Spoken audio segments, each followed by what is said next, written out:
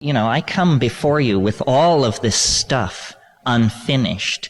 This is not a teaching or a system or an anything. It's an eyewitness account of a hyperdimensional automobile accident or something. We're not saying what the conclusions are. We don't know what the conclusions are. But this is big news. And when I first encountered this kind of stuff, I was a young art historian at the University of California, and I assumed that any motif, no matter how outré or bizarre, you would be able to look at the painting, folklore, and sculpture of somebody on this planet and find a trace.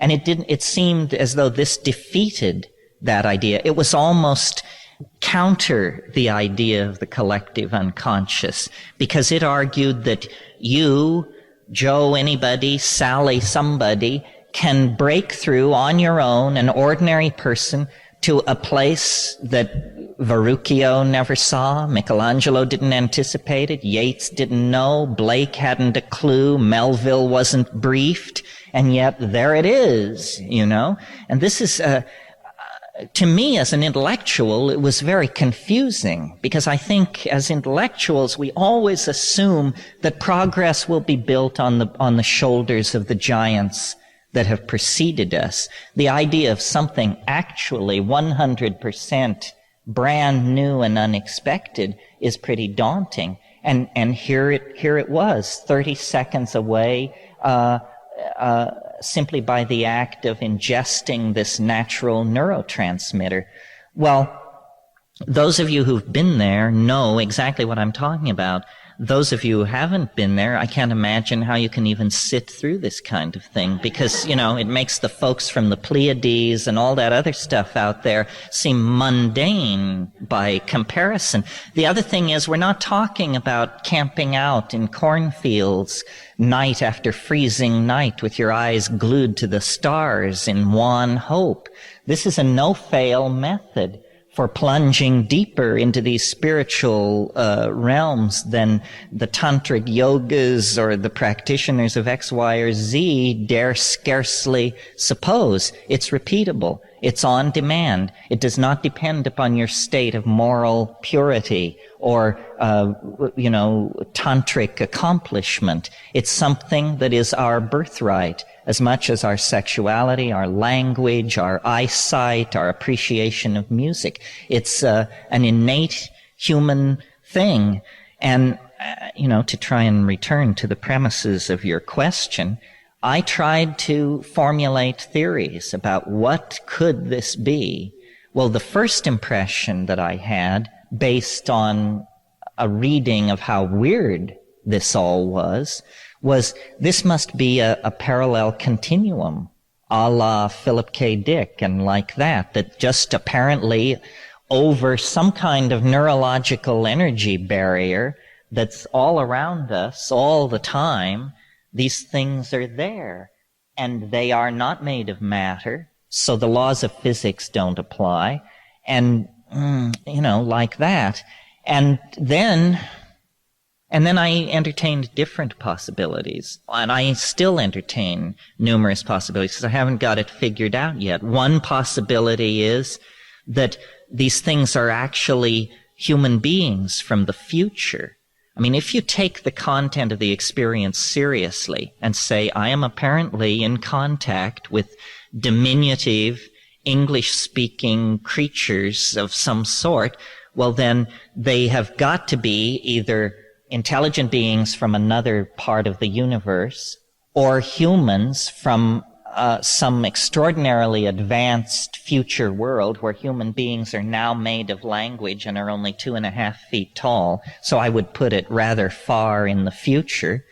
Or, and I just simply offer this in the spirit of intellectual completeness, if you ask a shaman or what these things are, they don't hesitate. They just say, oh, well, those are the ancestor spirits. This is what it's all about, is ancestor spirits. Well, it takes a while for the implications of this to sink in. They're talking about dead people. That's what an ancestor spirit is.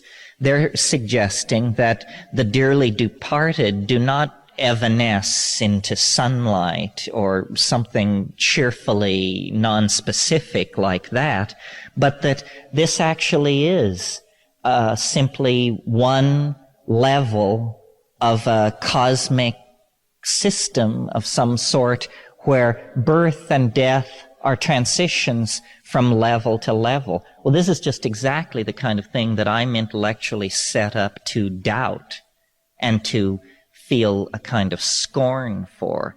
Because, people have been running around since time immemorial claiming this sort of thing with an incredibly underwhelming body of evidence to back them up.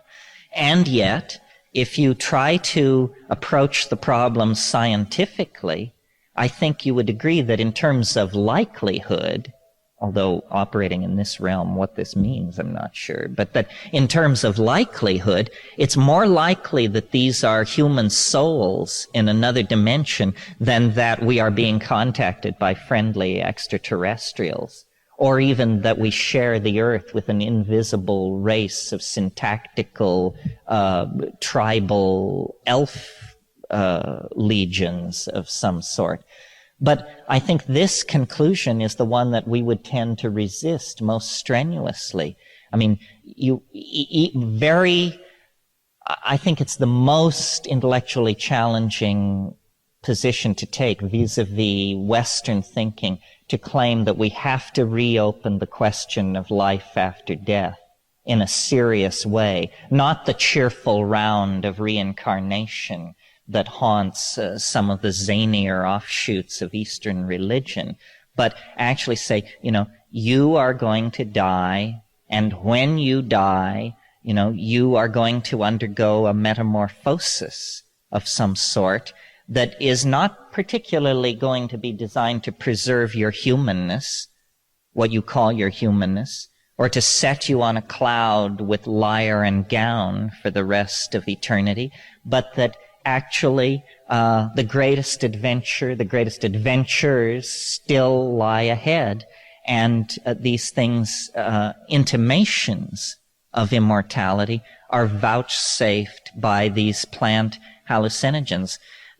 Why this should be, why it should be possible to bring a look over the great divide, I have no idea. I think about these things constantly. My life is mostly questions. My friend Rupert Sheldrake, who some of you may know his books, he and I have talked about it. He thinks that there is a chemistry of dying, that in the same way that there is a chemistry of giving birth, there is a chemistry of dying, and that DMT parallels and anticipates this. He calls it not a hallucinogen, but a necroptic substance. It actually anticipates the death state itself. I once had the fortunate opportunity of being able to turn a very prominent Tibetan Lama onto DMT, a name that you would recognize, although not one of the top 5, but a more wizened, older, stranger character. And he did it, and I said, so what about it? These people, these Tibetan Buddhists, they have a pretty good map of the territory. He said, it's the lesser lights. He said, you can't go further than that without breaking the thread of return. He said, beyond this, there's no returning. And so, in a very real sense, it's a look over the edge. But then, even that doesn't solve all the mysteries. I mean, what is it about this wish to convey a language which is seen? What's that all about? Is it that perhaps language has always been a gift from the other? It's a little hard to picture how the kind of language I'm using right now ever got started. Notice that language is a behavior. It's a behavior, that's all it is. It's a complex activity having to do with small mouth noises and the neurological processing of same. We must have been essentially as we are before language. It's like breakdancing or something like that. You're fully set up to do it, and people have been for millennia.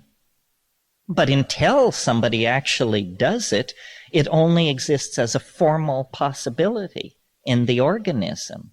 And I wonder how many of these things there are. I mean, breakdancing is an interesting example, albeit somewhat trivial, but it shows that after 5, 6, 7,000 years of civilization, you can come up with a behavior that nobody has ever seen before. I've spent a lot of time thinking about language and what a limited tool it is, and yet how our whole world is held together by nothing more than small mouth noises. And it's incredible. The entirety of global civilization is held together by small mouth noises and symbolic notations of same, which have an even more rarefied level of abstraction.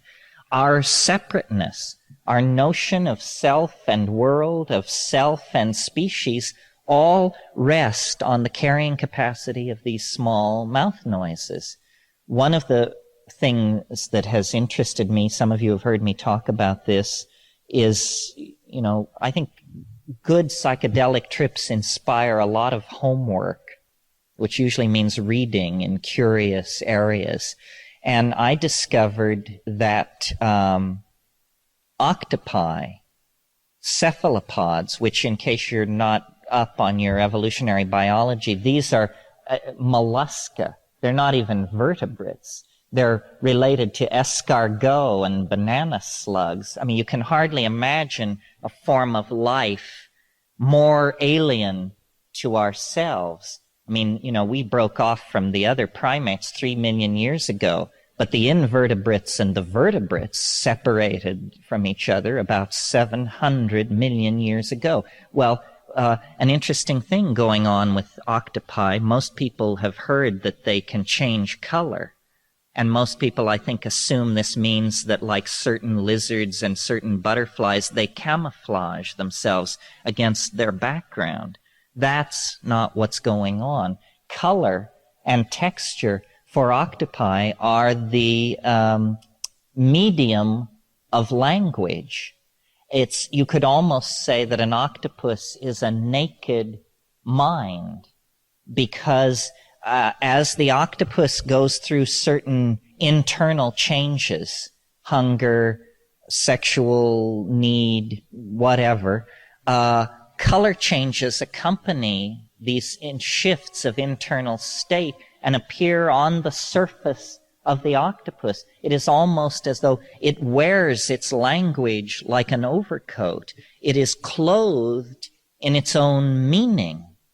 Well, obviously, in that kind of situation, you have always been suspended in an ambiance of language, unlike ourselves, where apparently language was invented one bright summer day, or series of bright summer days. And if you have a language such as we have, small mouth noises with culturally assigned meaning. In other words, if I say, "Where can I get a taxi?" If I don't say this to a person who speaks English, it means nothing to a Ukrainian or a Chinese. Octopi don't have this problem. There are not culturally localized languages. There's only a language of the body, the genes. It's unambiguous. You see, even those of us in this room, if you were to check, our internal dictionaries are different. We have only the assumption of one-to-one mapping of meaning. I mean, if I ask you, where is the restroom, this is fairly unambiguous, because it deals with ordinary situations. But as soon as conversation leaves the main and well-trodden path of discourse, ambiguity enters into a tremendous degree. We overlook this as a courtesy to each other. I mean, you almost never hear one person say to another, "Now, would you explain to me what I just said?" The reason you don't hear this said very often is because the thin illusion of communication would break down completely if we actually demanded of our listeners that they repeat back to us. The only situation in which that happens on a regular basis is the pedagogical mode, where the teacher teaches and then by test and recitation determines that the pupil has understood. But in polite discourse among adults, we consider this an imposition, if not an insult.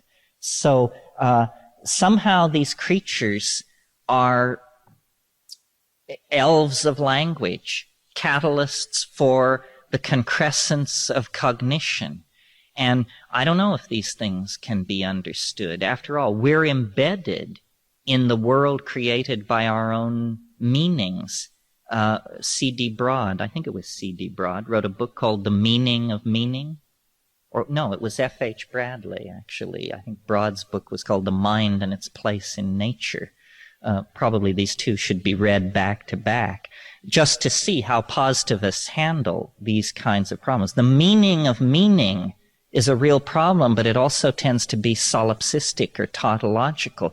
Can we expect brain to give a full accounting of brain? Can we expect mind to give a full accounting of mind? Anybody who's studied logic for 10 minutes can tell you that that's impossible because it is tautological. William Blake used to say, nothing is lost. Nothing is lost. And this seems literally to be true. It seems as though, something once articulated, a statement, the reverberations are unto the last syllable of recorded time. Somehow it's all there. Now, when I said these things approached and spoke in English, I didn't mean to make it sound as mundane as it might sound. Greek religion was characterized by what was called the Logos in the Hellenistic period. And the Logos was an informing voice. And all the great thinkers of Hellenistic times, Plato, Socrates, Xenophon, Thucydides, all of these people were in contact with the Logos. It was the sine qua non of Hellenistic religion. And it was a speaking and informing voice that tells you the right way to live. Well, we don't know what to make of this. And at a certain point in the evolution of the Western mind, judging by the writings of people who were contemporaneous with those times, the Logos fell silent. There was actually a date. Some of you may know the story of the fishermen pulling their nets off the Isle of Rhodes, and they heard a voice from the sky say that great Pan is dead. And this was at the change of the eon, the beginning of the age of Aquarius. It was almost as though there was something in the ancient world that has gone latent, that we can no longer touch or imagine. Gordon Wasson, who discovered with his wife Valentina the mushrooms, told a very interesting story in one of his books about how in Mazatechan, the people who are speakers of Mazatechan, when they chant what the mushroom says, they have created a special form for this, which goes like this. Zabuzz, zabuzz, zabuzz, zabuzz, tse. This word tse means says. Zabuzz, says, says. I didn't know this at the time I took mushrooms the second time, and in my head, I heard the mushroom speaking in English, but adding the word says to the end of the sentence. So it was almost like, this thing could speak in Mazatec, it could speak in English, but it always kept its cadence and its structure. The other thing about psilocybin and the DMT thing is that it seems to be a catalyst for glossolalia. This is why I think it must have had something to do with the evolution of language. I mean, when you take psilocybin, you can fall spontaneously into states of glossolalia. Sometimes on DMT, it's almost impossible to control. It just spontaneously comes out. Yeah. Oh, what is glossolalia? Glossolalia, well, here's an example of it, then I'll define it. Sie ding quap maktiki pitech kveng huadem molde ruf nubkahenget e fapstitolch kvem bedigem hegengtecht. It's language-like activity in the absence of meaning. And it's a very interesting thing neurologically, because notice that speech, ordinary speech, is this highly variable stream of data. We are set up to make these small mouth noises. As a public speaker, I'm very aware of the fact that one can speak without tiring almost longer than you can do any other major human motor activity. And but the glossolalia, such as I just did, it is clearly under the control of rules, but it is not, there is no meaning conventionally conceived of there, but there is syntax. And I think probably that language was invented millennia before meaning, and that you could almost call language toneless singing. And that people used to sit around the campfire and amuse each other by making funny noises. As a kid, I used to do this. And then it was only much, much later that anything approaching linguistic conventionality was imposed on this, and that that's a lower function. The other thing I want to say about this glossolalia thing is, you may say, well, you're just making it up when I do that. But really, the experience I have when I do it is that I stand aside, then this variable data stream comes out through my mouth. Well, now, it has to reflect something about me. It's a statement about my internal situation in that moment. And it's evolving and changing as rapidly as if I were saying, you know, I had a migraine headache last night and I got up about 4 and took an aspirin and, you know, I'm telling you about my situation. But the glossolalia must be speaking to something about my situation, or it wouldn't be possible to do it at all. Not only is something not real unless it can be said, but the contrapositive of that is that once something can be said, it becomes almost too real. It displaces other possibilities. I mean, so we're living in a set of constructs, some architectural, some ideological, and they can be very oppressive. I mean, how do you get rid of the notion of linear time and space very easily? It's the slow work of consensus. One of the things that I feel I'm doing very consciously in these kinds of meetings is we're trying to launch and replicate memes. You all know this concept? A meme is the smallest unit of an idea, in the same way that a gene is the smallest unit of organism. And so these things, DMT elves, transcendental object at the end of history, so forth, these are memes.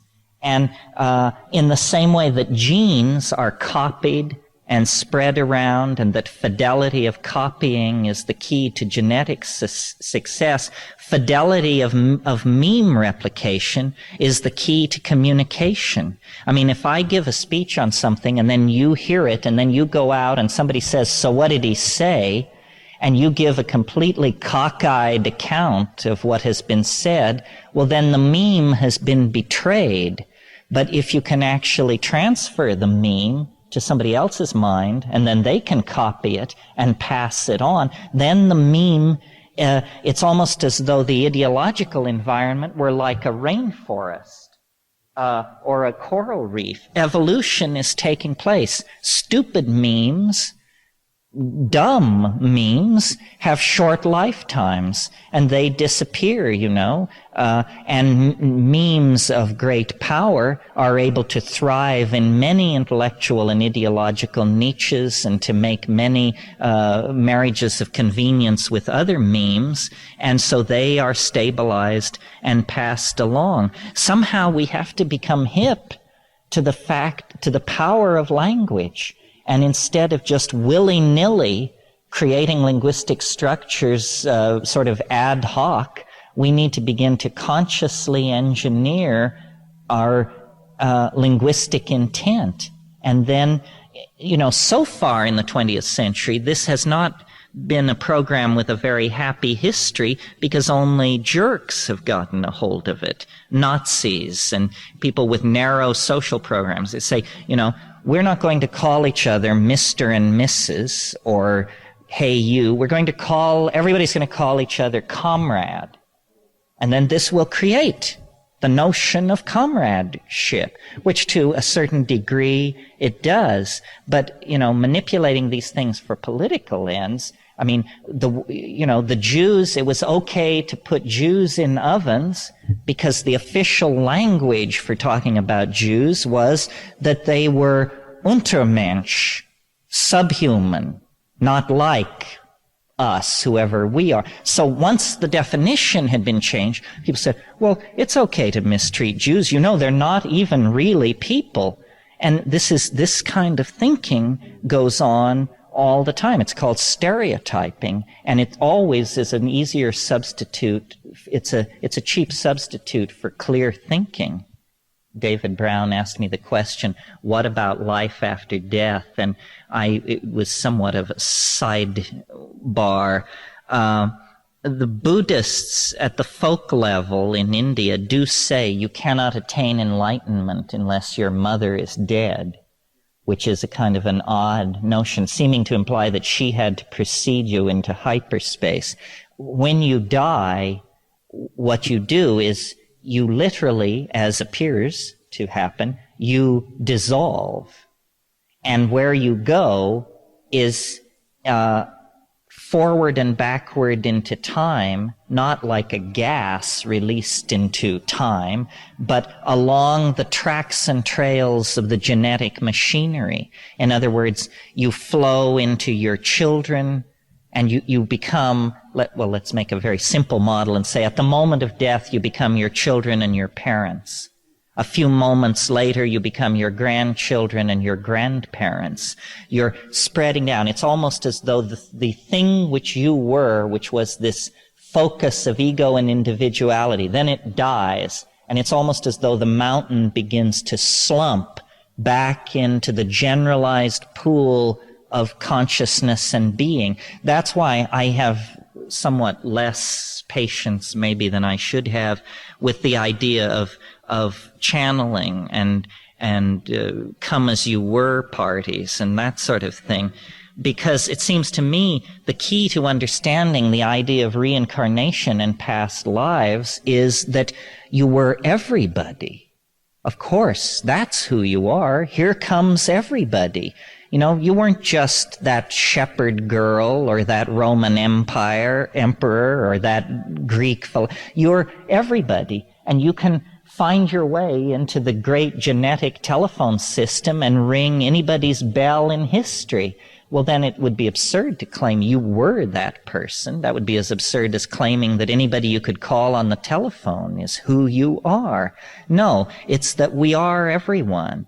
And, the great turning object in hyperspace that is the genetic, transdimensional object casts off glinting reflections of this personality, that personality. And astrology has a role to play here and other things. But the bottom line is we are all drawn of the same stuff. I think one of the most profound insights you can have on psychedelics, and I certainly have it, is that we are all interchangeable. Anybody could do my job, and I'm pretty confident I could do almost anybody's job. We define ourselves otherwise, but in watching the rise of my own career, it's a kind of being deputized, chosen for the job. It's just, they said, well, he can do it. He has the gift of gab, so give him the credit line. But it could have been anybody. Our uniqueness is real on one level, but on another level, it's fairly illusory. It's sort of a coincidentia positorum. You have to hold these two antithetical things in your mind at once in order to correctly perceive the proper level of ambiguity that's resident in reality. It ain't simple, folks.